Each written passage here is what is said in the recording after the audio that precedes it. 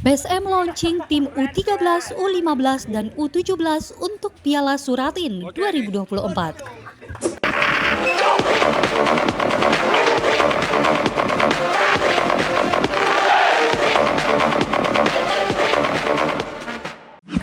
PSM Makassar meluncing tim U13, U15, dan U17 untuk turnamen Piala Suratin 2024-2025. Launching tim tersebut digelar di Pantai Indah Bosowa, Jalan Metro Tanjung Bunga Makassar, Jumat 4 Oktober malam. Launching tim ini dihadiri langsung oleh Komisaris PSM Andi Suruji, Direktur Selebes Villanesia Arif Rijal, jajaran pelatih PSM U13, U15, dan U17, serta seluruh pemain dan orang tua pemain. Dalam sambutannya, Presiden PSM U13, U15, dan U17, Andi Suruji, membakar semangat para pemain jelang kick-off Piala Suratin.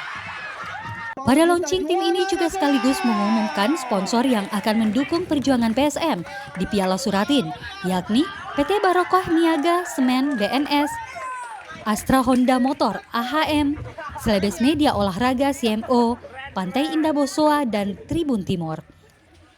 Diberitakan sebelumnya, PSM Makassar mengizinkan sekaligus menunjuk Selebes Villanesia Sevilla Football Academy untuk membawa bendera PSM dalam turnamen Piala Suratin 2024 untuk U13, U15, dan U17. Penunjukan secara resmi itu tertuang dalam surat PSM yang ditandatangani Direktur PT PSM Raffi Razak sebagai balasan surat dari Sevilla Indonesia.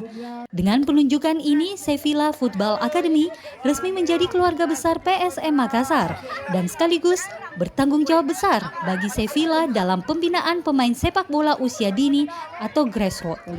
Dengan kerjasama PSM dan Sevilla ini melengkapi struktur pembinaan pemain muda PSM, karena sebelumnya PSM sudah memiliki Akademi PSM Makassar yang membina U16, U18, dan U20. Jangan lupa like, comment, share, dan subscribe ya Selebes People.